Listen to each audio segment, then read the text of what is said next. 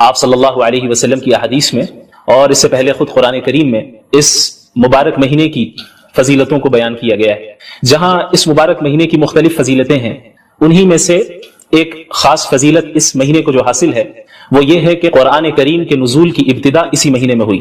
اسی لیے قرآن کریم میں اللہ رب العالمین نے سورۃ البقرہ میں فرمایا کہ رمضان کا مہینہ ہے جس میں قرآن کریم کو نازل کیا گیا، جو کہ تمام انسانیت کے لیے ہدایت نامہ ہے. تو ہمیں اس آیت سے معلوم چلا کہ رمضان کے مہینے کا قرآن کریم سے اور قرآن کریم کا رمضان کے مہینے سے ایک گہرا تعلق ہے، ایک گہری نسبت ہے. اس نسبت کو سمجھنے کے لیے ہمیں قرآن کریم کے نزول کے مقصد کو سمجھنا ہوگا کہ آخر قرآن کریم کے نزول کی ضرورت ہی کیا تھی، اور اللہ رب العالمین نے اپنے آخری نبی محمد رسول اللہ صلی اللہ علیہ وسلم پر اس مبارک کلام کو کیوں نازل کیا. اس کا جواب بھی قرآن کریم میں ہی موجود ہے. اللہ رب العالمین نے فرمایا کتاب انزلناہ الیک مبارک لیدبروا آیاتہ ولیتذکر اولو الالباب، کہ یہ وہ مبارک کتاب ہے جسے ہم نے نازل کیا تاکہ لوگ اس مبارک کتاب میں تدبر کر سکیں، غور و فکر کر سکیں، اور عقل والے اس سے نصیحت حاصل کر سکیں. ان ھذا القرآن یہدی للتی ہی اقوم، یقیناً یہ قرآن کریم ایک ایسی کتاب ہے جو بالکل سیدھے راستے کی طرف رہنمائی کرتی ہے اور ہدایت دیتی ہے. لہٰذا ہمیں معلوم چلا کہ قرآن کریم کے نزول کا مقصد تمام انسانیت تک ہدایت پہنچانا ہے، اور تمام انسانیت کے لیے ایک ایسا راستہ واضح کرنا ہے جس راستے کو اختیار کر کے ایک بندہ ہمیشہ ہمیش کی جنت میں داخل ہو سکے اور جہنم کے عذاب سے اپنے آپ کو بچا سکے. یاد رکھیں کہ اللہ کے نبی صلی اللہ علیہ وسلم تلاوت کلام اللہ اور قرآن کریم کو پڑھنا، اس کا دور کرنا، اسے سمجھنا، اس کی تعلیم دینا تو پورے سال آپ صلی اللہ علیہ وسلم کا یہ معمول تھا. لیکن رمضان المبارک میں مزید اہتمام کے ساتھ آپ صلی اللہ علیہ وسلم اس عمل کو انجام دیتے، یہاں تک کہ حضرت جبریل علیہ السلام ہر سال رمضان کے مہینے میں آپ صلی اللہ علیہ وسلم کے پاس تشریف لاتے اور قرآن کا دور ہوتا. اور آپ صلی اللہ علیہ وسلم کی زندگی کا جو آخری رمضان تھا، اس میں حضرت جبریل علیہ السلام کے ساتھ اللہ کے نبی صلی اللہ علیہ وسلم نے 2 مرتبہ قرآن کریم کا دور کیا. تو قرآن کریم کا نزول اسے پڑھنے، سمجھنے اور اس سے ہدایت حاصل کرنے کے لیے ہوا ہے. اور کسی بھی کتاب سے فائدہ اسی وقت ہم حاصل کر سکتے ہیں، خصوصاً قرآن کریم سے ہدایت ہم اسی وقت حاصل کر سکتے ہیں کہ جب ہم قرآن کریم کو سمجھیں، قرآن کریم کو پڑھیں سمجھیں، صرف تلاوت تک ہی ہم اکتفا نہ کریں. اسی لیے اللہ تعالیٰ نے انبیاء علیہ الصلوۃ والسلام خصوصاً محمد رسول اللہ صلی اللہ علیہ وسلم کے متعلق سورۃ الفرقان میں یہ بات بھی اللہ رب العالمین نے بیان فرمائی کہ وقال الرسول یا رب ان قوم اتخذوا هذا القرآن مہجورا. اللہ کے نبی صلی اللہ علیہ وسلم قیامت کے دن شکایت کریں گے اللہ رب العالمین سے کہ یا اللہ، اے میرے رب، میری قوم نے قرآن کریم کو چھوڑ دیا. ظاہر ہے کہ کوئی بھی مسلمان یہ نہیں چاہے گا کہ اللہ کے نبی صلی اللہ علیہ وسلم اس کے متعلق اللہ رب العالمین سے شکایت کرے. لہٰذا ہر مسلمان پر لازم ہے کہ قرآن کریم کے جو حقوق ہیں ان حقوق کی ادائیگی کرے. وہ حقوق کیا ہیں؟ مختصراً میں بیان کر دوں کہ علماء کرام نے قرآن کریم کے تقریباً 6 حقوق بیان کیے ہیں. سب سے پہلا حق تو یہ ہے کہ پورے قرآن کریم پر ایمان لانا کہ اللہ رب العالمین نے اس کلام کو نازل کیا ہے، اس کے الفاظ بھی اللہ کے ہیں، اس کے معنی بھی اللہ کے ہیں، اور اس میں کسی بشر کے کلام کا کوئی دخل نہیں، کسی مخلوق کے کلام کا کوئی دخل نہیں. سورۃ الفاتحہ سے لے کے سورۃ الناس تک ایک ایک آیت بلکہ ایک ایک حرف اللہ رب العالمین کی جانب سے نازل کردہ ہے، اور اس کی اتباع کرنا قیامت تک کے لوگوں کے لیے واجب ہے، ضروری ہے، اور اس سے انحراف اختیار کر کے کوئی بھی شخص کامیابی حاصل نہیں کر سکتا. قرآن کریم کا دوسرا حق ہے اس کی تعظیم کرنا کہ چونکہ یہ ایک مقدس کتاب ہے، یہ اللہ کا کلام ہے، یہ کسی عام انسان کا کلام نہیں ہے، کسی مخلوق کا کلام نہیں ہے، یہ اللہ رب العالمین کے ڈیوائن ورڈز ہیں، یہ اللہ رب العالمین کے الفاظ ہیں، اس کے معنی ہیں، اور اس کی طرف سے نازل کردہ کلام ہے. لہٰذا اس کلام کی اس طرح تعظیم کی جائے جس طرح تعظیم کرنا رسول اللہ صلی اللہ علیہ وسلم نے ہمیں سکھایا ہے. اسی طرح قرآن کریم کا جو تیسرا حق ہے وہ قرآن کریم کی تلاوت کرنا ہے، چاہے قرآنی آیتوں کا مطلب سمجھ میں آ رہا ہو یا نہ آ رہا ہو. یہ ایک مستقل عبادت ہے اور یہ ایک مستقل قرآن کریم کا حق ہے کہ ہم قرآن کریم کی تلاوت کریں. جیسا کہ قرآن کریم میں اللہ رب العالمین نے انبیاء علیہ الصلوۃ والسلام کی بعثت کے مقاصد کا ذکر کیا، رسول اللہ صلی اللہ علیہ وسلم کی بعثت کے مقاصد کا ذکر کیا، تو وہاں پہ اللہ کے نبی صلی اللہ علیہ وسلم کے متعلق اللہ نے فرمایا یتلو علیہم آیاتی، کہ وہ قرآن کریم کی آیتوں کو تلاوت کر کے سناتے ہیں، اس کی تعلیم بھی دیتے ہیں اور اس کی تلاوت بھی کرتے ہیں. تو تعلیم کو الگ ذکر کیا گیا اور تلاوت کو الگ سے ذکر کیا گیا، جس سے معلوم چلتا ہے کہ قرآن کریم کی تلاوت کرنا چاہے وہ سمجھ میں آئے یا نہ آئے، یہ ایک مستقل عبادت اور یہ قرآن کریم کا ایک مستقل حق ہے. اسی طریقے سے قرآن کریم کا جو چوتھا حق ہے اور بہت اہم حق ہے وہ ہے قرآن کریم کو سمجھنا. کیونکہ قرآن کریم کا نزول محض تلاوت کے لیے نہیں ہوا، قرآن کریم کا نزول محض رقیہ کرنے کے لیے نہیں ہوا، قرآن کریم کا جو نزول ہوا ہے وہ اس میں تدبر کرنے کے لیے ہوا ہے، جیسا کہ اللہ نے فرمایا کتاب انزلناہ الیک مبارک لیدبروا آیاتہ، کہ ہم نے اس مبارک کتاب کو آپ پر نازل ہی اس لیے کیا ہے تاکہ لوگ اس میں تدبر کریں، غور و فکر کریں۔ لہٰذا یہ ہر مسلمان کی ذمہ داری ہے کہ اپنے رب کے کلام کو سمجھیں، سیکھیں، اور خصوصاً رمضان المبارک میں قرآن کو پڑھنے، اس کی تلاوت کرنے اور اس کو سمجھنے کا اہتمام کریں، کثرت کے ساتھ کریں، چونکہ اس مہینے کا قرآن کریم سے بڑا گہرا تعلق ہے۔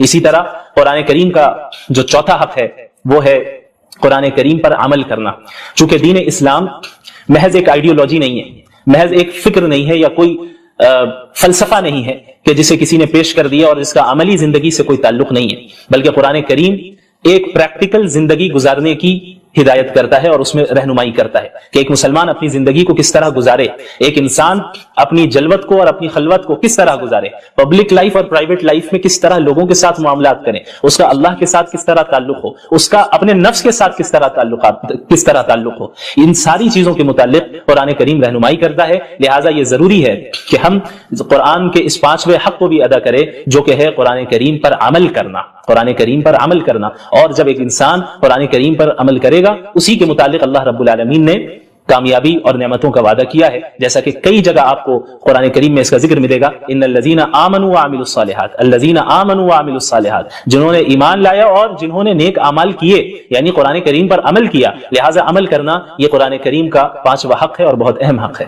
اسی طرح قرآن کریم کا جو چھٹا حق ہے جو کہ علماء کرام نے بیان کیا ہے، اور یہ بھی بہت اہم ہے، ان حقوق میں سے ہر ایک حق اپنی جگہ پہ اہمیت کا حامل ہے اور ان سب کو ادا کرنا ضروری ہے۔ جو چھٹا حق ہے قرآن کریم کا وہ ہے اس قرآن کریم کی تبلیغ کرنا۔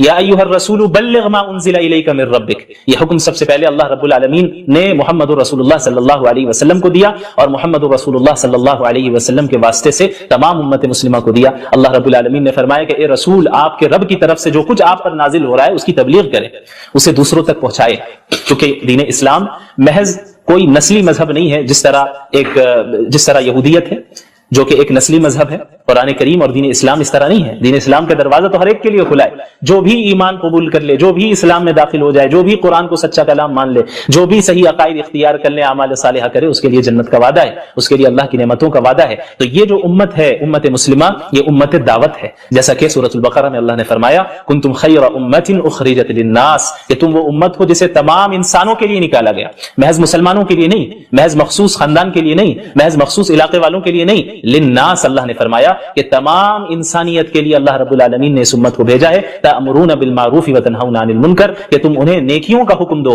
اور برائیوں سے روکو، وتؤمنون باللہ، اور تم ایک اللہ پر ایمان رکھو۔ لہذا قرآن کریم کا یہ چھٹا حق ہے کہ ہم قرآن کریم کی تبلیغ اور اس کی اشاعت کریں، تمام اقوام عالم تک قرآن کریم کے پیغام کو پہنچائیں اور اس فریضے کو ادا کریں جو فریضہ اللہ کے نبی صلی اللہ علیہ وسلم کو اللہ تعالیٰ نے دیا، اور اللہ تعالیٰ کے نبی صلی اللہ علیہ وسلم نے خصوصاً حجۃ الوداع کے موقع پہ امت مسلمہ کو سونپا، اور آپ صلی اللہ علیہ وسلم نے فرمایا تھا کہ فَلْيُبَلِّغِ الشَّاهِدُ الْغَائِبُ، تم میں سے جو بھی موجود ہے میری بات ان تک پہنچا دے جو یہاں پر موجود نہیں ہے۔ تو یہ سلسلہ تبلیغ کا اور قرآن کریم کی اشاعت کا عہد نبوی سے جاری رہا، یہاں تک کہ آج اس صدی میں بھی ہم تک اسی طرح قرآن کریم پہنچا، اپنی تمام تفصیلات کے ساتھ، تمام تفسیر کے ساتھ، تمام تشریح کے ساتھ، اور اب یہ ہماری ذمہ داری ہے کہ قیامت تک کے لوگوں کے لیے ہم اسے جاری رکھیں اور اس کے پیغام کو عام کریں۔ تو جب ہم قرآن کریم کے نزول کے حقیقی مقاصد کو سمجھیں گے اور قرآن کے حقوق کو سمجھیں گے تو قرآن کریم کے ساتھ وقت گزارنے میں بھی ہمیں لذت محسوس ہوگی۔ خصوصاً رمضان کا مہینہ بہت ہی بابرکت مہینہ ہے، جس میں عبادتوں کی جو نیکیاں ہیں، جو اس کا ثواب ہے وہ بہت بڑھ جاتا ہے، اور اللہ کے نبی صلی اللہ علیہ وسلم تو اس رمضان کے مہینے کی راتوں میں تلاوت کا اہتمام فرمایا کرتے تھے، نمازوں کی شکل میں، قیام اللیل کی شکل میں، تراویح کی شکل میں، تہجد کی شکل میں آپ صلی اللہ علیہ وسلم پڑھتے، صحابہ کرام پڑھتے، اور رمضان المبارک میں ہمارے سلف صالحین میں کتنے ایسے گزرے ہیں جنہوں نے کئی مرتبہ قرآن کریم کو ایک مہینے میں پڑھا، اور صرف پڑھا ہی نہیں بلکہ اس کو سمجھا، اس میں تدبر کیا، اس سے نصیحتیں حاصل کی، عبرتیں حاصل کی۔ پورے قرآن میں کسی کو ایک مکمل کرنا ہے تو وہ پانچوں نمازوں میں پہلے یا بعد میں اپنی کنوینئنس کے حساب سے 4 پیج اگر پڑھے تو اس طریقے سے پورے مہینے اگر وہ اپنا معمول بنا لے کہ ہر فرض نماز کے بعد یا ہر فرض نماز سے پہلے اپنی کنوینئنس کے حساب سے 4 پیج میں پڑھوں گا، تو اس طریقے سے ہوگا کیا، یہ ہوگا کہ آپ روزانہ ایک پارہ مکمل کر لیں گے۔ اور 4 پیج پڑھنا جو ہے، جی ہاں، 15 लाइन वाले मुसहफ के हिसाब से करेंगे तो उसी के हिसाब से है ये हिफ्ज वाला जो मुसहफ होता है। तो इसमें क्या होगा कि आसानी के साथ कंप्लीट कर लेंगे। जो कुरान नहीं पढ़ने का भी आदी है, यानी कुरान पढ़ने का आदी नहीं है, वो भी 4 पेज तो एक बैठक में आराम से पढ़ सकता है, कोई ये बहुत बड़ा मसला नहीं है। और अटक अटक के अगर कोई पढ़ता है तो उसके लिए दोहरा सवाब है, लेकिन इसका ये मतलब नहीं कि आप जिंदगी भर अटक अटक के ही पढ़ें। आप अगर अटक के पढ़ते हैं तो बगैर अटके पढ़ना सीखते रहना है, और सीखने के दरमियान जो प्रोसेस है उस प्रोसेस के दरमियान अगर आप अटक अटक के पढ़ रहे हैं और आप अभी कोशिश कर रहे हैं ठीक करने की, तो फिर जो है आपको ये सवाब मिलेगा जो मौलाना ने बयान किया। उसके बाद जो 2 मुकम्मल करना चाहता है, जो अटक अटक के नहीं बल्कि और अच्छे से पढ़ लेते हैं, तो ऐसी सूरत में क्या है कि वो रोजाना 8 जो है सफहात हर नमाज के बाद या हर नमाज के पहले पढ़ने की कोशिश करे। इस तरीके से रोजाना 2 जुज आप कंप्लीट कर लेंगे और 15 दिन में एक कुरान मुकम्मल होगा। फिर उसके अगले 15 दिन में दूसरा कुरान मुकम्मल हो जाएगा। और कोई उससे ज्यादा पढ़ सकता है तो हर नमाज से पहले 12 सफहात पढ़े, और 12 सफहात पढ़ना कोई बड़ा मसला नहीं है। खुसूसन जो कुरान पूरे साल पढ़ने के आदी हैं वो तो आराम से मतलब 10 से 20 मिनट के अंदर अंदर जो है आप 12 सफहात पढ़ सकते हैं, इंपॉर्टेंट तजवीद का ख्याल रखते हुए। कोई और ज्यादा करना चाहता है, 4 कंप्लीशन करना चाहता है, तो वो 16 सफहात पढ़े, यानी हर नमाज से पहले एक पारा, हर नमाज से पहले या बाद एक पारा भी नहीं पढ़ना है आपको, सिर्फ 16 पेज पढ़ना है। एक बैठक में सिर्फ 16 पेज, 20 सफहात में जो है एक पारा एक जुज होता है। तो इससे क्या होगा, इससे होगा ये कि जो है आप रमजान में 4 कंप्लीशन कर सकते हैं। ठीक है। किसी ने सवाल किया कि बगैर आवाज के पढ़ना कैसा है। बगैर आवाज के भी पढ़ सकते हैं, अलबत्ता तिलावत कहते हैं जिसमें आपकी जुबान और आपके होंठ हिल रहे हैं। अब अगर बगैर आवाज का मतलब ये है कि दिल में पढ़ना, तो वो तिलावत नहीं है। तिलावत में कम से कम होंठ और जुबान आपके हिलने चाहिए, चाहे आप बुलंद आवाज से पढ़ रहे हो या आहिस्ते पढ़ रहे हो। तो ये एक तरीका, इंशाल्लाह इस इमेज को ग्रुप में शेयर कर दिया जाएगा ताकि आप लोगों के लिए आसानी हो। बाज लोगों ने चंद सवालात किए हैं, हर एक सवाल का जवाब नहीं दिया जा सकता। और जो मेडिकल से रिलेटेड जो सवालात किए गए हैं उसका जवाब डॉक्टर मुशर्रिन सईद ने मैसेज बॉक्स में कमेंट की जगह पे दिया है, जिन्होंने किया है उसे देख लें। अब किसी ने सवाल किया है कि यूनिवर्सिटी स्टूडेंट्स के बारे में बताइए कि एकेडमिक स्टडीज और कुरान के दरमियान जो है वो किस तरीके से इन इश्यूज को जो एड्रेस करें और फॉलो करें और बैलेंस करें, शायद यही मुराद है इनकी।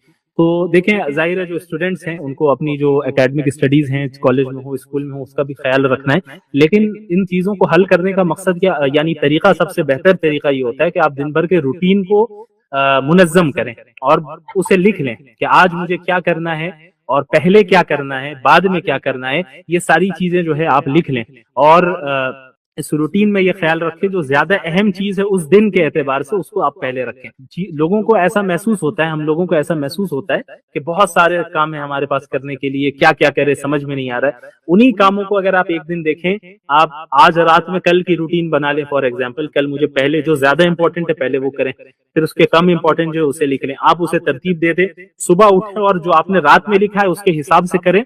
आप देखें कि आपको पता चलेगा कि भी सारे काम भी हो गए और दिन में वक्त भी बच गया।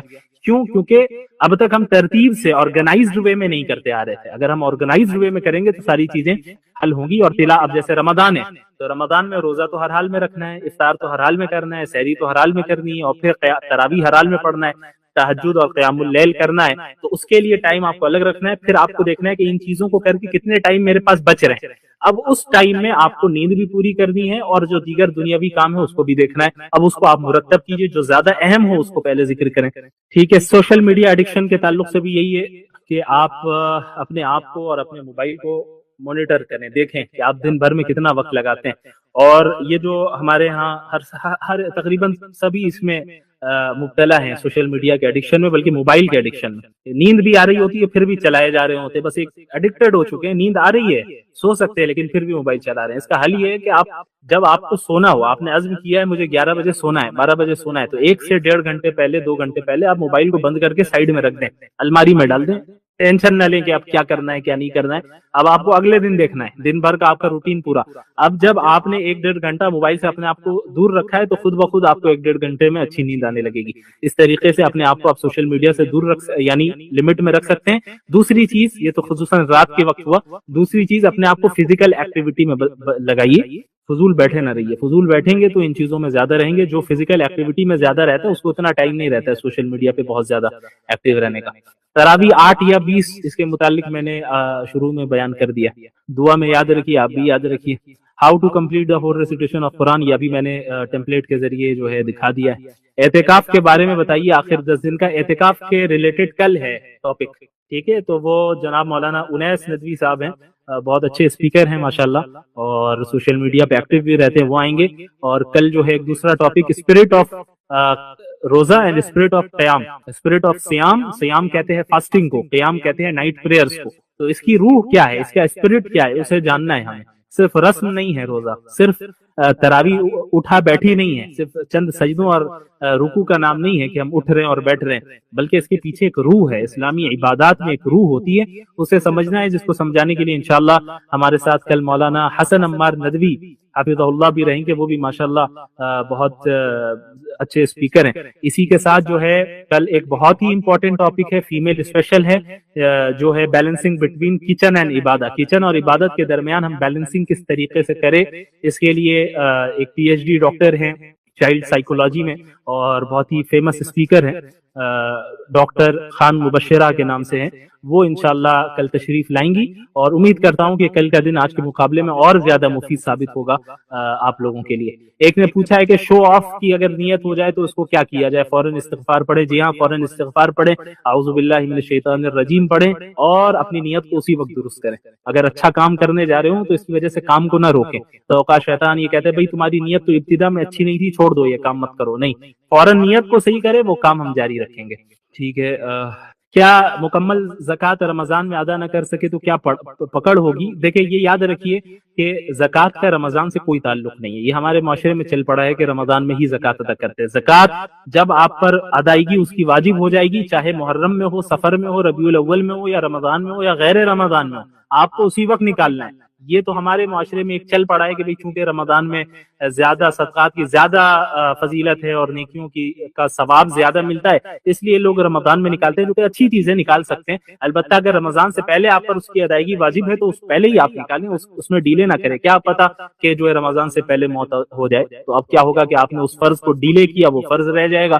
اس لیے رمضان کا زکوٰۃ سے کوئی تعلق نہیں ہے, اور اگر زکوٰۃ آپ ادا کرتے ہیں رمضان میں وہ بھی جائز ہے, بالکل اچھی چیزیں کر سکتے ہیں. اور زکوٰۃ کے علاوہ عام نفلی صدقات و خیرات کا بھی اہتمام کیجیے. میرے خیال سے وقت زیادہ ہو چکا ہے, اور اس سے زیادہ سوالات کو لینا تھوڑا سا مناسب نہیں ہے. کئی سارے سوالات انشاءاللہ, کچھ سوالات کو کل کور کرنے کی کوشش کریں گے. ہمارے اور بھی اسپیکرز آئیں گے, وہ بھی انشاءاللہ کور کریں گے. امید کرتا ہوں کہ آج کا سیشن آپ لوگوں کے لیے بہت مفید ثابت ہوا ہوگا. لیکن یہ یاد رکھیے کہ یہ پہلا دن ہے, آپ کو کل بھی آنا ہے, اور آج سے زیادہ اہتمام کے ساتھ آنا ہے, آج سے زیادہ تیار ہو کے آنا ہے, کیونکہ کل آخری ہے, سیکنڈ بھی ہے اور آخری بھی ہے. اور کل ہمارے جو اسپیکرز آئیں گے انشاءاللہ آپ لوگوں کو اور زیادہ فائدہ ہوگا, اور زیادہ فائدہ ہوگا انشاءاللہ تعالی.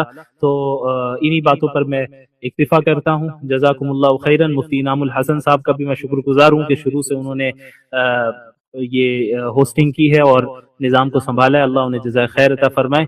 جزاکم اللہ خیرا, وآخر دعوانا الحمدللہ رب العالمین, والسلام علیکم ورحمۃ اللہ وبرکاتہ. انشاءاللہ کل ملاقات ہوگی. اللہ رب العالمین نے محمد الرسول اللہ صلی اللہ علیہ وسلم سے فرمایا کہ وَضْرِبْ لَهُمْ مَثَلَ الرَّجُلَيْنِ جَعَلْنَا لِأَحَدِهِمَا جَنَّتَيْنِ. آپ تمام انسانیت کے سامنے دو لوگوں کی مثال پیش کر دیں, دو شخص کی مثال پیش کر دیں, دو دوستوں کی مثال پیش کر دیں. جَعَلْنَا لِأَحَدِهِمَا جَنَّتَيْنِ, جن دو میں سے ایک کو ہم نے بہت ہی مٹیریلسٹک لائف دی تھی, بہت ہی لگژریس لائف دی تھی. ان دو میں سے ایک وہ تھا جن کو ہم نے دو بڑے باغات دیے تھے. ہم نے دو بڑے باغات دیے. کیسے باغات؟ انگور کے باغات. وَحَفَفْنَاهُمَا بِنَخْلٍ, پھر ان انگور کے باغات کے ارد گرد ہم نے اسے کھجور کے درخت بھی دیے. اور اس کے بعد وَجَعَلْنَا بَيْنَهُمَا زَرْعًا, اور ان باغات اور ان درختوں کے درمیان ہم نے انہیں کھیتی بھی دی. اب آگے اللہ رب العالمین فرماتے ہیں کِلْتَا الْجَنَّتَيْنِ آتَتْ أُكُلَهَا, یہ جو دو باغات ہم نے اس شخص کو دیے, دو میں سے ایک کو, یہ باغات ایسے تھے جو بالکل پھلدار تھے, جو نفع پہنچانے والے. یعنی آپ اندازہ لگائے کہ luxurious life at its pack, अपनी बिल्कुल इंतहा पर और बिल्कुल उरूज पर ये लग्जरियस लाइफ अल्लाह ने उन्हें दी थी। ये जो मिसाल बयान की जा रही है कि बागात दिए गए अंगूर के, फिर उसके इर्द गिर्द जो है हमने खजूर के दरख्त दिए, फिर उसके दरमियान हमने खेती दी, फिर आगे अल्लाह ने फरमाया वफज्जरना खिलालहुमा नहरा, और इन बागात के दरमियान से हमने उसके लिए नहरें भी जारी कर दी। अब आप उस जमाने के एतबार से सोचें, मौजूदा जमाने के एतबार से नहीं, उस जमाने में लग्जरियस लाइफ यही थी कि इंसान के पास अपने बागात हो, अंगूर के बागात, अंगूर बड़ा पसंद किया जाने वाला फल है अरबों के यहाँ बिलखुसूस, और फिर खजूर के दरख्त इर्द गिर्द हो, फिर उसके दरमियान नहर भी बह रही हो, और इन तमाम चीजों की मिल्कियत किसके पास है? उस शख्स के पास है। वो शख्स ओनर है इस चीजों, इन तमाम चीजों का। अब ये कैसी लग्जरियस लाइफ में वो जिंदगी गुजार रहा है। अब उसका जो दूसरा शख्स है, दूसरा साथी है, वो इतना मालदार नहीं था, उसे ऐसी लग्जरियस लाइफ हासिल नहीं थी, अलबत्ता वो ईमान वाला था। उसने मटीरियलिस्टिक लाइफ को अपना पर्पस ऑफ लाइफ कभी नहीं बनाया, अपनी मादी और मादियत परस्ती को कभी भी उसने मकसद जिंदगी करार नहीं दिया। अब दोनों के दरमियान एक डिस्कशन होती है, उस कन्वर्सेशन को कुरान करीम महफूज रखता है। अल्लाह रब्बुल आलमीन आगे फरमाते हैं कि ये शख्स जिसको अल्लाह ने फल दिए, जिसको अंगूर के बागात दिए, जिसको खजूर के दरख्त दिए, और फिर खेती दी, और फिर इन तमाम चीजों के दरमियान अल्लाह ने नहर को जारी फरमा दिया, ये शख्स अपने दोस्त से, अपने साथी से कहता है वहुवा युहाविरुह, इस हाल में कि वो उसके साथ डिस्कशन कर रहा है। एक लग्जरियस लाइफ गुजारने वाला शख्स अपने गरीब दोस्त के साथ डिस्कशन कर रहा है, और अल्लाह फरमा रहे, ये कहता है अना अक्सरु मिनका मालन व अअज़्ज़ु नफरा। देखो दोस्त, बात ऐसी है कि मैं तो तुमसे ज्यादा मालदार हूं और मेरे पास अफरादी कुव्वत ज्यादा है। इंसानों को दुनिया में दरअसल इन्हीं दो चीजों पर गुरूर होता है, जिसके पास माल हो, लग्जरियस लाइफ हो, मटीरियलिस्टिक जिंदगी वो गुजार रहा है, दूसरा जिसके पास अफराद ज्यादा हो कि भाई मेरे ऑफिस में 10 लोग आते हैं, हमारे इर्द गिर्द आगे पीछे 50 लोग चलते रहते हैं, मेरे इतने खुद्दाम हैं, मेरे इतने सर्वेंट्स हैं, मैं जहां जाता हूं वहां भीड़ लग जाती है, मैं जहां जाता हूं लोग हमारे पीछे पीछे आ जाते हैं। ये दो चीजें जो है इंसान के अंदर, एक शोहरत की हिर्स और लोगों की इत्तिबा की हिर्स, और दूसरी चीज माल की हवस और उसकी हिर्स। अब ये शख्स अपने दोस्त से क्या कह रहा है? अना अक्सरु मिनका मालन व अअज़्ज़ु नफरा, कि मैं तो तुमसे ज्यादा मालदार भी हूं और अफरादी कुव्वत भी मेरे पास ज्यादा है, मेरे पास ज्यादा अशखास हैं। ये दरअसल उसने ये जुमला कामयाबी के इजहार के लिए किया कि भाई तुम कामयाब नहीं हो, कामयाब कौन है? मैं हूं। देखो मेरे बागात कितने हैं, देखो नहरें कैसी बह रही हैं, देखो दरख्त के जो है खजूर के दरख्त कैसे हैं, कैसी मेरी खेती है, और मेरे अफराद और मेरी ताकत को तुम देखो। दोस्त से कहता है। क्यों कहता है? क्योंकि उस शख्स के जहन में यह स्टैंडर्ड था कि कामयाब इंसान वो है जिसके पास लग्जरियस लाइफ हो। जैसे हमारे यहां आज भी है, हम लोगों से सवाल करते हैं कि भाई आपके सक्सेस का राज क्या है, आपकी कामयाबी का राज क्या है, आप कैसे इस मकाम तक पहुंच गए, आप कैसे एक सक्सेसफुल पर्सन बने। और पूरी दुनिया इस पे जो है वर्कशॉप्स भी कंडक्ट कर रही है और ट्रेनिंग भी जो है कोर्सेज दिए जा रहे हैं कि how to become a successful person, एक सक्सेसफुल इंसान कैसे बने। अब ये सक्सेसफुल इंसान बनने का जो भूत सवार हमारे बच्चों के ऊपर जबरदस्ती किया गया है, जब उनसे भी पूछा जाता है उन बच्चों से कि भाई आपकी जिंदगी का मकसद क्या है, आप क्या करेंगे, वो कहते हैं कि हमें सक्सेसफुल आदमी बनना है। ठीक है, सक्सेसफुल आदमी बनने में कोई हरज नहीं, बल्कि ये तो मतलूब है, लेकिन सवाल यह है कि कुरान किसे सक्सेसफुल कह रहा है और हम किसे सक्सेसफुल समझ रहे हैं। इन आयतों को जब मैं पढ़ता हूं, अल्लाह की कसम खाकर मैं कह सकता हूं कि मुझे ऐसा महसूस होता है कि गोया के आज की सदी के ऊपर अल्लाह रब्बुल आलमीन बात फरमा रहा है। यह वाकया बयान किया गया इसलिए शायद कि जो मगरिबी तहजीब का गलबा होगा, वेस्टर्न सिविलाइजेशन का गलबा होगा, जहां मटीरियलिज्म को आम कर दिया जाएगा और लोगों के जहनों में यह बात दाखिल कर दी जाएगी कि आप कामयाब उस वक्त होंगे जब आपको एक मटीरियलिस्टिक लाइफ मिल जाए, लग्जरियस लाइफ मिल जाए, तभी कामयाब होंगे, नहीं तो कामयाब नहीं होने वाले। आज हम और आप जितनी दौड़ धूप कर रहे हैं, जितनी अनथक मेहनतें कर रहे हैं, दिन रात काम कर रहे हैं, आला से आला डिग्रियां हासिल करने के लिए, आला से आला जॉब हासिल करने के लिए, आला से आला बिजनेस बनाने के लिए, आला से आला ओहदा हासिल करने के लिए, इन तमाम चीजों का मकसद अगर आप अपने आप से पूछें, हम सब अपने आप से पूछें, तो यही मकसद निकलेगा کہ کامیاب انسان بن جانا ہے, پیسے والے بن جانا ہے, اچھی لائف, ہمیں کنفرٹیبل لائف مل جائے, اس کی کوشش ہو رہی ہے, اس کی دوڑ دھوپ ہو رہی, اور لوگ کرتے آئے. ظاہر ہے یہ واقعہ جو قرآن کریم بیان کر رہا ہے یہ آج کا تو نہیں ہے, بہت پرانا واقعہ ہے. اب اس شخص نے بڑے ہی فخر کے ساتھ اپنی سو کالڈ سکسس کا اظہار کیا, یہ کہہ کر کے انا اکثر منک مالا واعز نفرا, میں تم سے مال میں بھی زیادہ آگے ہوں اور افراد میں بھی زیادہ آگے ہوں. اب آگے اللہ فرما رہے ہیں وَدَخَلَ جَنَّتَهُ وَهُوَ ظَالِمٌ لِنَفْسِهِ, وہ اپنے باغات میں داخل ہوتا ہے, آج کے زمانے میں کہہ لیں اپنی فیکٹریز میں داخل ہوتا ہے, اپنے آفس میں داخل ہوتا ہے, اپنے گھر میں داخل ہوتا ہے, اس حال میں کہ وہ اپنے آپ پر ظلم کر رہا ہے. کیسے ظلم کر رہا ہے؟ اللہ کا انکار کر کے. اللہ کا انکار کرنا یہ سب سے بڑا ظلم ہے. ان الشرک لظلم عظیم, اللہ کے ساتھ کسی کو شریک ٹھہرانا, اللہ کا انکار کرنا, یہ در حقیقت سب سے بڑا ظلم ہے, سب سے بڑا ظلم. اللہ فرما رہے ہیں کہ یہ شخص اپنے باغ میں داخل ہوتا ہے اس حال میں کہ وہ اپنے اوپر ظلم کرنے والا ہے. آگے اللہ نے فرمایا کہ یہ کہتا ہے اپنی نعمتوں کو دیکھ کر, دنیا کے ساز و سامان اور باغات کو دیکھ کر, ما اظن ان تبید هذه ابدا, میرا تو خیال نہیں ہے کہ یہ چیزیں میرے پاس سے کبھی ختم ہونے والی, یہ ختم ہو جائے, ایسا مجھے نہیں لگتا ایسا کبھی ہوگا. جب ایک انسان کو کوئی عہدہ حاصل ہو جائے, جب وہ مال, شہرت, عزت کے عروج پر ہو, تو پھر اس طرح بسا اوقات جنون طاری ہو جاتا ہے. وہ سمجھتا ہے کہ بس اب تو میں ہی ٹرینڈنگ پیج پہ رہوں گا, اب تو میں ہی ہوں جو سب سے اعلیٰ و عرفہ ہوں. جیسا کہ ہر اس طرح کے ظالم حاکم, ظالم تاجر, ظالم ملازم, اور ہر وہ شخص جو کسی بھی عہدے پر فائز ہو یا کسی بھی میدان میں ہو, اگر اس میدان میں اسے ترقی حاصل ہوتی ہے تو یہ گمان اس کے اوپر, یہ جنون طاری ہو جاتا ہے شیطان کی طرف سے. اور یہ نفسیات ہے, نفسیاتی کیفیت اللہ نے بیان کی. یہ سائیکولوجیکل ایسپیکٹ ہے جس کی طرف ہمیں نظر رکھنی چاہیے. اللہ نے قرآن میں فرعون کے بارے میں بھی جب ذکر کیا تو فرعون کیا کہتا تھا؟ انا ربکم الاعلی, میں تمہارا سب سے بڑا رب ہوں. کیوں؟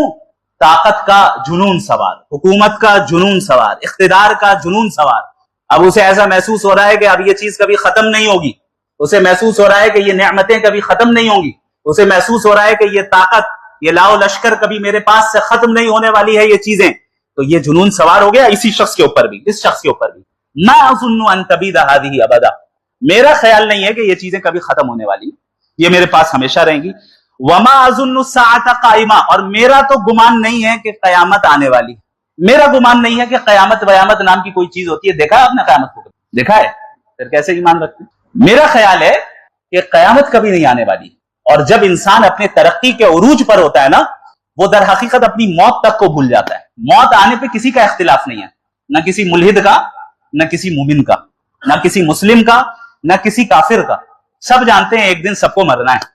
لیکن انسان جب اپنی لگژریس لائف کے پیک پر ہوتا ہے اور جس فیلڈ میں وہ ترقی کر رہا ہے اس عروج کے پیک پر ہوتا ہے, اس کے بالکل اونچائی پر ہوتا ہے, تو پھر وہ انسان قیامت تو دور کی بات اپنی موت کو بھی بھلا بیٹھتا ہے.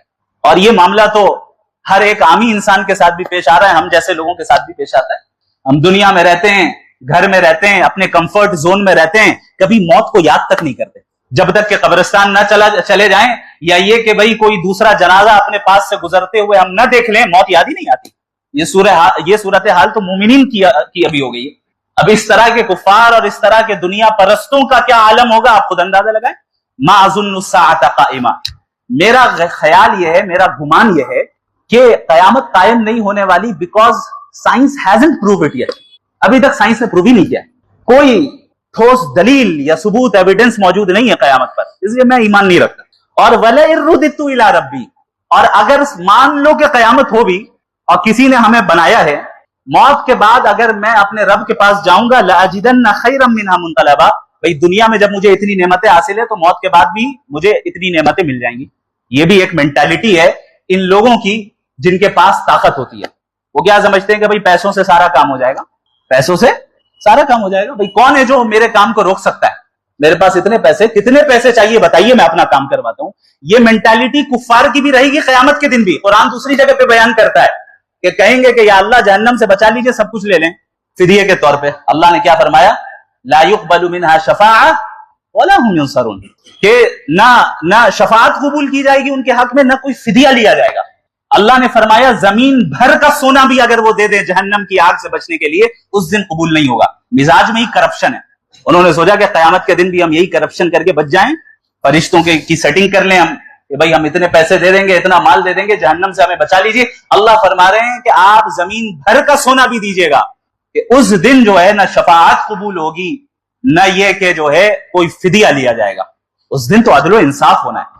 تو یہ مینٹالٹی اس شخص کی بھی تھی. اس نے کہا کہ بھائی میں نہیں سمجھتا کہ قیامت نام کی کوئی چیز ہوتی ہے, اور میں سمجھتا ہوں کہ اگر ہو بھی گئی تو میں وہاں پر بھی ان نعمتوں کو حاصل کر لوں گا, وہاں بھی ان نعمتوں کو حاصل کر لوں گا. بھائی ہمارا علم ہے, ہماری صلاحیت ہے, ہم نے اپنی صلاحیت سے ان پیسوں کو کمایا ہے. یہ لوگوں کے ذہن میں بات آتی ہے نا, یہی بات آئی تھی کس کے ذہن میں؟ قارون کے ذہن میں, کہ قال انما اوتیتہ علی علم عندی. سورہ قصص میں اللہ نے فرمایا, اس نے کہا کہ بھئی یہ جو مجھے مال و دولت حاصل ہے یہ میرے اپنے ٹیلنٹ کے نتیجے میں حاصل ہے, میرے اپنے علم کے نتیجے میں حاصل ہے, میرے اپنے اسکلز کے نتیجے میں حاصل ہے. اللہ نے کیا کیا؟ ہلاک کر دیا اس کو بھی اور اس کے مال کو بھی. کیوں؟ کیونکہ اس دنیا میں ساری نعمتیں جو ملتی ہیں وہ انسان کی اپنی صلاحیت کی بنیاد پہ نہیں ملتی, وہ اللہ کے فضل سے ملتی, اللہ کے فضل سے ملتی ہے. اب آپ دیکھیں, یہ جب ان آیتوں کو پڑھیں گے آپ کو ہمارے ماڈرن دنیا کی سوسائٹی کا کے اسٹینڈرڈز نظر آ رہے ہوں گے. بھائی ہم نے اپنی محنت سے کمایا ہے, ہم نے اپنے اسکل سے کمایا ہے, ہم نے اپنے علم سے کمایا ہے, ہم نے اپنے ٹیلنٹ سے کمایا ہے, اور میں نے کما کر میں نے سکسیسفل لائف کو حاصل کر لیا ہے. قرآن بیان کر رہا ہے, یہ کوئی نئی چیز نہیں ہے. لوگ سمجھتے ہیں کہ کوئی جدید فتنہ آج کے دور میں الہاد کے نام پر آ گیا, کوئی جدید فتنہ مغربی تہذیب کے نام پہ آ گیا. نہیں, نام بدل کے آیا, چیز وہی ہے. قرآن از دا الٹیمیٹ سولوشن, ہر چیز کا حل اس میں موجود ہے. لیکن افسوس یہ ہے کہ ہم اور آپ قرآن پڑھتے اور سمجھتے ہی نہیں. ہم نے قرآن کو کبھی پڑھا ہی نہیں صحیح سے, کبھی سمجھا ہی نہیں. ہم نے اس بات کی فکر ہی نہیں کی کہ بھئی اس کو سمجھ کے ہمیں ہدایت بھی حاصل کرنی ہے. ہم نے محض اس کو برکت والی کتاب بنا دی ہے. جب کوئی نئی دکان لے لیں تو قرآن خوانی کروا دیں, جب کسی کا انتقال ہو جائے تو قرآن خوانی کروا دیں, یا اگر کسی کے اوپر کوئی جناتی اثرات ہو جائے تو پھر امام صاحب سے پھکوا دیں, بس ہو گیا, ختم. بہت دیندار ہوا, آیت الکرسی گھر پہ لٹکا دیا. یہ تو ہمارا مزاج بن گیا. قرآن کریم نازل ہوا, کتاب انزلناہ الیک مبارک لیدبروا آیاتہ ولیتذکر اولو الالباب, کہ ہم نے اس مبارک کتاب کو نازل ہی اس لیے کیا ہے تاکہ عقل والے اس میں تدبر کریں, غور و فکر کریں, ریفلیکٹ کریں, اور اس ریفلیکشن کے نتیجے میں وہ ہدایت کو اور گائیڈنس کو حاصل کر سکیں. اسی لیے اللہ نے نازل کیا. اب یہ جو ایک طرف کی ڈسکشن ہوئی اس شخص کی, اس دوست کی جو لگژریس لائف میں تھا اور اللہ کا انکار کرتا تھا, قیامت کا اس نے انکار کیا اور اپنی نعمتوں پہ فخر کیا, اپنے ساز و سامان پر فخر کیا. اب آگے ایمان والے کی بات ہوتی ہے. ایمان والا کہتا ہے, اللہ فرماتے ہیں قال له صاحبہ, اب اس کا دوست اس سے کہتا ہے, وَهُوَ يُحَاوِرُهُ, اس حال میں کہ وہ اس کے ساتھ ڈسکشن کر رہا ہے, اَكَفَرْتَ بِالَّذِي خَلَقَكَ مِن تُرَابٍ, کیا تم ایسی ذات کا انکار کر رہے ہو جس نے تمہیں مٹی سے پیدا کیا, ثُمَّ مِن نُطْفَةٍ, پھر نطفے سے پیدا کیا, ثُمَّ سَوَّاكَ رَجُلًا, پھر اس نطفے کو ایسا گریجولی اس نے ایوالو کیا کہ تم آج جو ہے جا کر ایک انسان بن گئے, اور اچھے خاصے انسان تمہیں بنا دیا گیا. کیا تم اس کا انکار کر رہے ہو؟ اب آپ دیکھیں قرآن کریم ایک ایک آیت پر غور کریں کہ یہی الفاظ کیوں استعمال کیے. انسان جب تکبر میں مبتلا ہوتا ہے نا, اللہ رب العالمین نے اکثر ابتدائے تخلیق کا ذکر فرمایا ہے. کیوں؟ انسان کی جو بگننگ رہی, ہم اور آپ جب پیدا ہوئے تو کیسے ہوئے؟ ایک نطفے سے پیدا ہوئے. اب اس نطفے کی حیثیت کیا ہے؟ یہ تو ایسی چیز ہے جس کا مجلس میں تذکرہ بھی نہیں کیا جاتا. اب وہ اس نطفے کی حیثیت ہے کوئی؟ بلکہ اس سے جو ہے لوگ گھن محسوس کریں. تو اللہ فرما رہے ہیں کہ تمہاری ابتدا تو یہ ہے, تو تکبر کس بات کا؟ تمہاری ابتدا تو یہ ہے, تمہاری انتہا بھی مٹی ہے, مٹی میں جاؤ گے, گل جاؤ گے, ختم ہو جاؤ گے, پھر تکبر کس چیز کا کر رہے ہو؟ تو اس لیے اللہ رب العالمین ہمیشہ متکبرین کو ابتدائے تخلیق کا ذکر کرتے ہیں تاکہ سمجھ میں آئے کہ بھئی تم کیا تھے اور ابھی جو بن گئے ہو یہ کس کے فضل سے بنے ہو؟ اللہ کے فضل سے بنے ہو. تم اسی رب کو جھٹلا رہے ہو, اسی رب کا انکار کر رہے ہو جس رب نے تمہیں آنکھیں دی, جس رب نے تمہیں ہاتھ پیر دیے, جس رب نے تمہیں اس کیپیبل بنایا کہ تم آکسیجن لے کر سیدھے بیٹھے ہو, تم کسی بیماری میں مبتلا نہیں ہو, جس رب نے تمہارے لیے غذائیں میسر کی, جس رب نے تمہارے لیے پینے کو پانی دیا, تمہیں پیاس لگے تو پینے کی چیزیں موجود ہے, بھوک لگے تو کھانے کی چیزیں موجود ہیں, گرمی آئے تو گرمی کے مطابق پھل اور غذائیں موجود ہے, سردی آئے تو سردی کے مطابق غذائیں موجود ہے, برسات آئے تو اس کے مطابق غذائیں موجود ہے. اللہ نے تمہیں کیا کیا نعمتیں دی ہیں. وَإِن تَعُدُّوا نِعْمَةَ اللَّهِ لَا تُحْصُوهَا, اللہ کی نعمتیں گنتے رہو, نہیں گن سکتے, مکمل کر ہی نہیں سکتے, کبھی نہیں کر سکتے. اب یہ اتنا پرفیکٹ نظام جو پوری کائنات کا چل رہا ہے, اور پوری کائنات کو چھوڑ کر صرف ہمارے باڈی کا چل رہا ہے, اور پھر اس باڈی کی ضروریات جو چیزیں ہیں، جو ضرورت کی چیزیں ہیں، وہ ہمارے پلانٹ ارتھ میں میسر ہیں اور وقت پہ نکل رہی ہیں، وقت پہ جا رہی ہیں. یہ تو ایک پرفیکٹ نظام ہے نا، یہ تو پرفیکشن ہے جو کہ کسی ڈیزائنر اور کریٹر پر دلیل ہے کہ بھئی کوئی ہے جو اس نظام کو چلا رہا ہے، کوئی ہے جو ان تمام چیزوں کے لوگوں کے سامنے پیش کر رہا ہے. تو اکفرت بالذی خلقک، اسی رب کو جھٹلا دیا تم نے جس رب کی دنیا میں ہو، جس رب کی نعمتوں کو استعمال کر رہے ہو، جس رب نے تمہیں باغات دیے، جس رب نے تمہیں جو ہے کھجور کے درخت دیے، جس رب نے تمہیں کھیتی دی، جس رب نے تمہارے باغات کے درمیان سے نہریں جاری کی، اسی رب کو جھٹلا رہے ہو. جبکہ اس رب نے تمہیں مٹی سے پیدا کیا، پھر اس کے بعد نطفے سے پیدا کیا، پھر ثم سواک رجلا، تمہیں ایک ہٹا کٹا انسان بنا دیا، بالکل خوبصورت سا.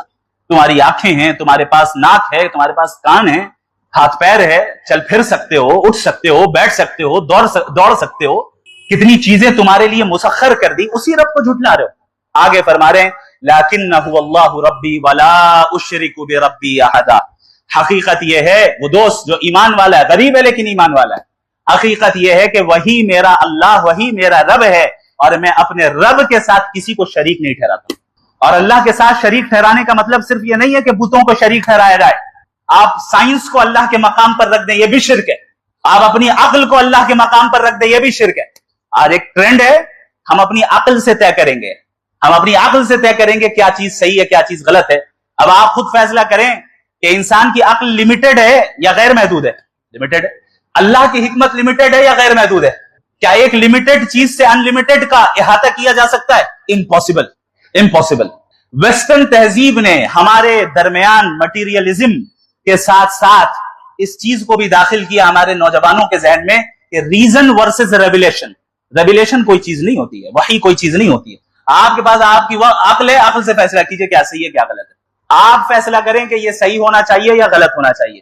آپ فیصلہ کریں گے یہ لیگل ہونا چاہیے یا انلیگل ہونا چاہیے. آپ فیصلہ کریں گے کہ اس کے پیچھے کیا حکمت ہونی چاہیے، کیا نہیں ہونی چاہیے. دوسری طرف اسلام کیا کہتا ہے؟ عقل کی قدر کرتا ہے، عقل کے استعمال کی ترغیب دیتا ہے.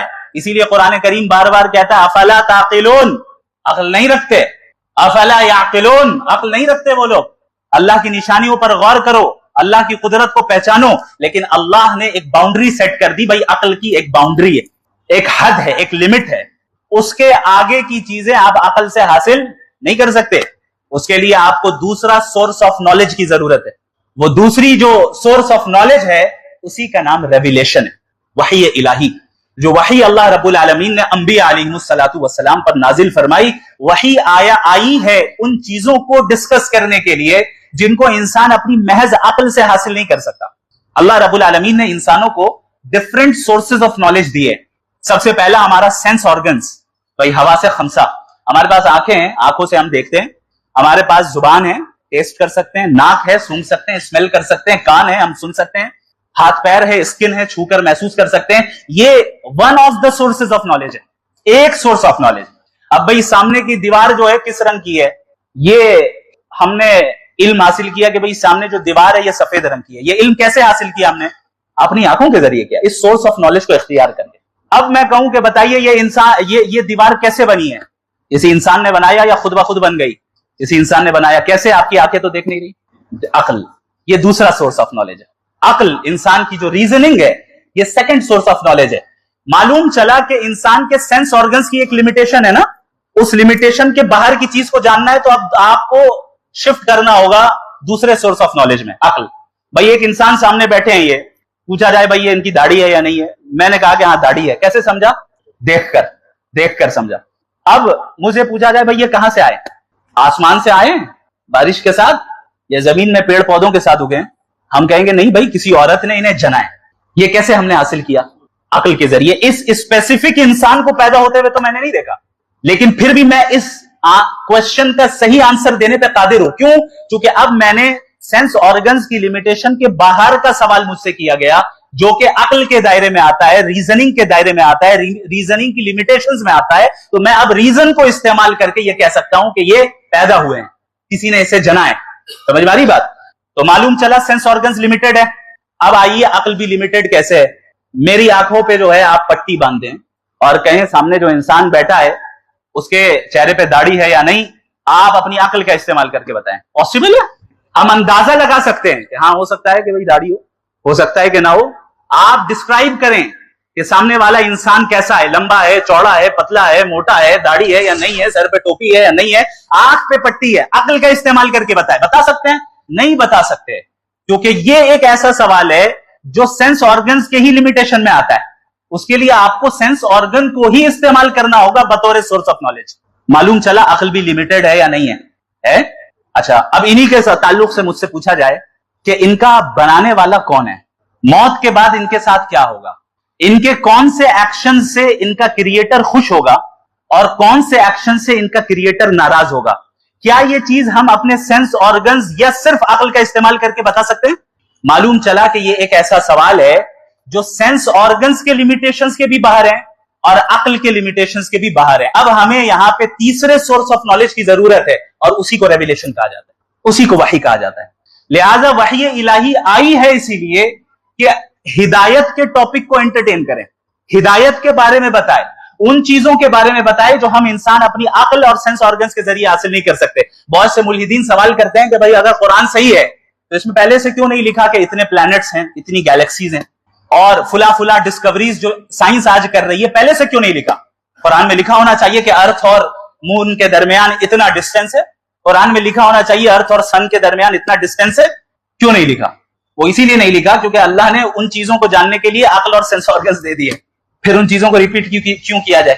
وحی تو آئی ہے ان چیزوں کو بیان کرنے کے لیے جن کا تعلق اس کے مخصوص ڈومین سے, جو آپ عقل اور سینس آرگنز کے ذریعے حاصل نہیں کر سکتے, اور وحی ہی پھر جو ہے آپ کو بتائے گی کہ ہدایت کیا ہے اور ہدایت کیا نہیں ہے. لہٰذا ہمارے ذہنوں میں یہ بات داخل کر دی گئی کہ ہم کس طریقے سے عقل پر وحی کو نہیں بلکہ وحی پر عقل کو ترجیح دیں. اور آج کل لوگ اپنی عقل سے وحی کو ریویلیشن کو جج کر رہے ہیں. یہ کتنی بے وقوفی اور حماقت کی بات ہے. بھائی وحی نازل کرنے والا وہ خدا ہے جو اومنیپوٹنٹ ہے, آل وائز ہے, آل نوئنگ ہے, جس سے کبھی خطا نہیں ہو سکتی. تو وحی ایک ایسا سورس آف نالج ہے جس میں کوئی آپ کو اس میں غلطی نہیں ملے گی.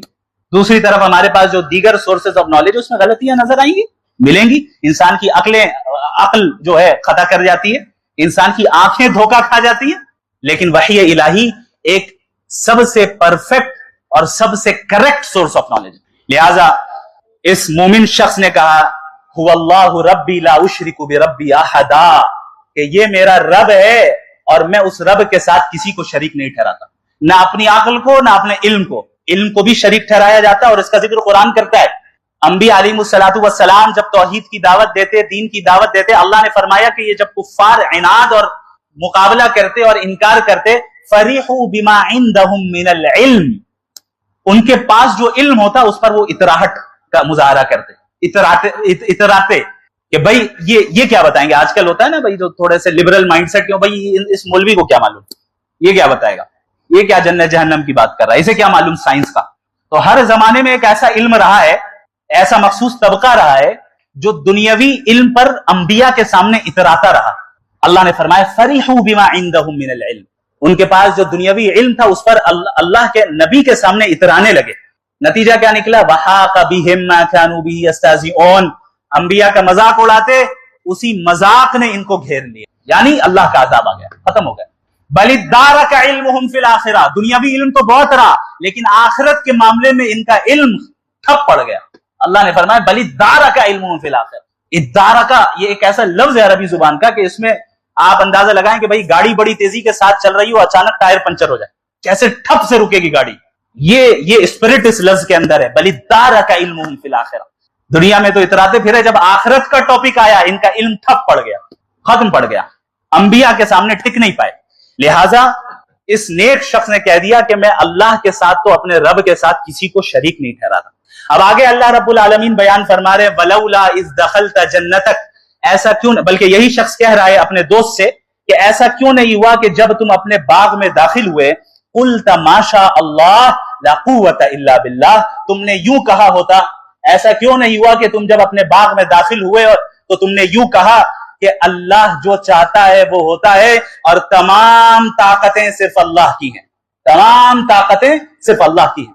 یعنی اللہ نے اپنی طاقت سے مجھے یہ نعمت دی ہے, اللہ نے اپنے طاقت سے مجھے یہ اسکل دیا ہے, اللہ نے اپنی طاقت سے مجھے یہ ٹیلنٹ دیا ہے, اللہ نے اپنی طاقت سے اور اپنی مرضی سے اور اپنے اذن سے ہمیں فلاں فلاں صلاحیتوں اور نعمتوں سے نوازا ہے. یہ کیوں نہیں کہا تم نے؟ یہاں پر اب ڈفرینشیٹ کر دیا. یہ نہیں کہا, قرآن کے مزاج کو دیکھے, اس دوست نے یہ نہیں کہا کہ بھائی سادگی اختیار کرو, یہ باغات جو ہے صدقہ کر دو, پھٹے پرانے کپڑے پہ رہو. یہ تو ہے ہی نہیں مزاج, اگرچہ بعض لوگوں نے بنا دیا ہے.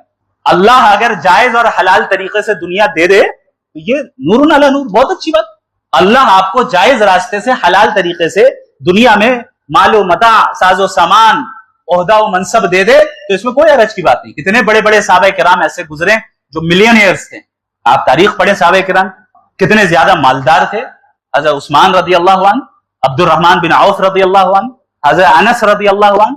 حضرت انس رضی اللہ عنہ فرماتے ہیں کہ اللہ کے نبی صلی اللہ علیہ وسلم نے جو ہے ایک مرتبہ دعا فرمائی ان کے لیے کہ یا اللہ ان کے مال میں بھی برکت ہو, ان کی عمر میں بھی برکت ہو, ان کی اولاد میں بھی برکت ہو. حضرت رضی اللہ عنہ فرماتے ہیں اس دعا کا نتیجہ یہ نکلا, مدینے میں سب سے زیادہ مالدار میں تھا. اس کا نتیجہ یہ نکلا کہ سب سے زیادہ اولاد مجھے تھی, سب سے زیادہ اولاد. کئی اولاد کو خود ہی انہوں نے ان کی تدفین کی, اتنی اولادیں تھی. اور عمر میں اتنی برکت ہوئی کہ 100 سال سے زائد کی عمر ملی. اللہ کے نبی صلی اللہ علیہ وسلم کی دعا تھی. ابھی ہم ہوتے تو کہتے ہیں, ہمارا جو ایک خود ساختہ دینداری والا مزاج ہے جو شریعت نہیں کہتا, ارے نبی دنیا کے لیے دعا کر رہے ہیں, آخرت کی دعا کرنی چاہیے, یہ مال کی دعا کیوں مانگ رہے ہو؟ نبی مال کی دعا کر رہے ہیں, ہم کہتے ہیں مال کی دعا کیوں کر رہے ہو؟ تو بھائی جائز اور حلال طریقے سے اگر اللہ اس دنیا میں نعمتیں دے تو وہ انسان کے لیے نعمت ہے, اس کو جائز طریقے سے انسان استعمال کرے. پرابلم یہاں پہ ہے کہ جب ہم ان نعمتوں کو مقصد زندگی بنا دیں, جب ہم ان نعمتوں کے پیچھے ہی دوڑتے اور بھاگتے رہیں اور ان نعمتوں کے چکر میں اور دنیاوی ساز و سامان کے چکر میں اللہ سے غافل ہو جائے, یہاں پہ پرابلم شروع ہوتی ہے. حضرت مفتی تقی عثمانی صاحب دامت برکاتہم العالیہ نے بہت اچھی مثال دی ہے. اب آپ بتائیے, کشتی جو ہوتی ہے وہ زمین پہ چل سکتی ہے؟ اس کو چلنے کے لیے پانی میں ہی اترنا پڑے گا, لیکن اتنی اتر جائے کہ اس کا پانی, جو سمندر کا پانی ہے, وہ کشتی کے اندر داخل ہو جائے, اب کیا ہوگا؟ کشتی ڈوب جائے گی. یہی معاملہ انسان کے دل کا ہے, انسانی زندگی کا ہے. آپ دنیا سے کٹ کے رہیں یہ مطلوب نہیں ہے, دنیا کے بیچ میں رہنا ہے, سب کے حقوق ادا کرنے ہیں, جائز طریقے سے مال بھی کمانا ہے, جائز طریقے سے گھر بھی بسانا ہے, سب کچھ کرنا ہے. لیکن جہاں دنیا کی محبت دل کے اندر داخل ہو گئی, اب کیا ہوگا؟ بیڑا غرق. سمجھ میں آ رہی ہے بات؟ تو اس شخص نے کیا کہا کہ ایسا کیوں نہیں ہوا کہ جب تم اپنے باغ میں داخل ہوئے تو تم نے یہ کہا ہوتا کہ ماشاء اللہ لا قوت الا باللہ, کہ یہ اللہ کے حکم سے ہوا, اللہ نے چاہا تو ملا, اور تمام طاقتیں صرف اللہ کی. اللہ رب العالمین کی طاقت کا یہ نتیجہ ہے, اللہ رب العالمین کی قدرت کا نتیجہ ہے کہ اللہ نے ہمیں یہ نعمتیں دی. تو دو چیزیں ابھی ہم نے بیان کر لی. ایک یہ مٹیریلسٹک لائف کے پیچھے بھاگنا, یاد رکھیے دراصل اپنے آپ کو ذلیل و رسوا کرنا ہے. ایک انسان جب آخرت کی طرف بھاگتا ہے, آخرت کی محنت کرتا ہے, اللہ اس کی دنیا کے ٹینشنز کو خود بخود ختم کرتا ہے. یہ صحیح احادیث سے ثابت ہے. بعض روایتوں میں اتت الدنیا وہی صاغرہ, اس حال میں دنیا اس کے قدموں پہ آتی ہے کہ وہ بالکل ذلیل و رسوا ہو کے دنیا آ جائے. لہذا جائز طریقے سے کمائیں, جائز طریقے سے دنیا کو بھی حاصل کریں, اور اعتدال کے ساتھ, ماڈریشن کے ساتھ. اسے مقصد زندگی نہ بنائیں, اور کوشش کے بعد جو اللہ آپ کو عطا کر دے اس پہ قناعت کریں, صبر کریں, چونکہ یہ دنیا تھوڑی ہے ہر خواہش کو پورا کرنے کی جگہ. وہ تو جنت ہے, وہ تو جنت ہے. یہ الگ بات ہے کہ ویسٹرن دنیا نے ہمارے دل و دماغ میں انڈیویجولزم کو داخل کیا. انڈیویجولزم کیا ہے؟ انفرادیت. Me and my desires, me and my desires, میں ہر جگہ یہ ذہن میں بات داخل کر دی گئی کہ آپ بنیاد ہیں, آپ کو مرکزی حیثیت حاصل ہے, آپ سینٹر ہیں, آپ کی جو خواہش ہے آپ وہ پورا کریں گے. آپ کی خواہش میں کوئی رکاوٹ نہیں بننی چاہیے. آپ کو پہلے اپنی فکر کرنی ہے, آپ کو پہلے اپنا گھر اور اپنا پیٹ پالنا ہے. یہ مزاج ویسٹرن دنیا نے دیا, اسی لیے ہر ایک صرف اپنی ہی زندگی میں اور اپنی دنیا میں مصروف ہے. پڑوسی کا کیا حال ہے پتہ نہیں, سگے بھائی کا کیا حال ہے پتہ نہیں, دوستوں کا کیا حال ہے, رشتہ داروں کا کیا حال ہے, ہمیں کیا لینا دینا, بھائی میری جاب چل رہی ہے, میں کما رہا ہوں, دن رات محنت کر رہا ہوں, اپنا گھر پال رہا ہوں. یہ ہے انڈیویجولزم. دوسری طرف اللہ تعالیٰ نے, اللہ کے نبی نے انڈیویجولزم نہیں, انفرادیت نہیں, بلکہ اجتماعیت, امت اور نیشن کا کانسیپٹ دیا ہے کہ تم سب ایک امت ہو, تمہیں اجتماعیت کا خیال رکھنا ہے, تمہیں ایک دوسرے کی ایسی فکر کرنا ہے گویا کہ تم جسم کا ایک حصہ ہو. نبی کریم صلی اللہ علیہ وسلم نے فرمایا کہ تم سب, تمام امت مسلمہ ایک جسم کے مانند ہے. اذا اشتکا عضو تداعى له سائر الجسد بالحمى والسهر، کہ جسم کا ایک حصہ بھی اگر درد میں مبتلا ہو جائے پورا کا پورا جسم رات بھر بخار میں تڑپتا رہتا ہے۔ اب آپ بتائیے آپ کے دانت میں درد ہو جائے رات میں نیند آئے گی؟ آنکھیں بند ہوں گی؟ کیوں؟ آنکھوں میں تو درد نہیں ہے۔ ہاتھ پیر آپ ہلا رہے ہیں اضطرابی کیفیت میں، پریشان ہو رہے ہیں، کیوں؟ ہاتھ پیر میں تو درد نہیں ہے، درد تو دانت میں ہے۔ آپ سو جائیں، نہیں سو سکتے، کنیکٹڈ ہے، جسم کا حصہ ہے۔ اسی طرح امت مسلمہ کی حیثیت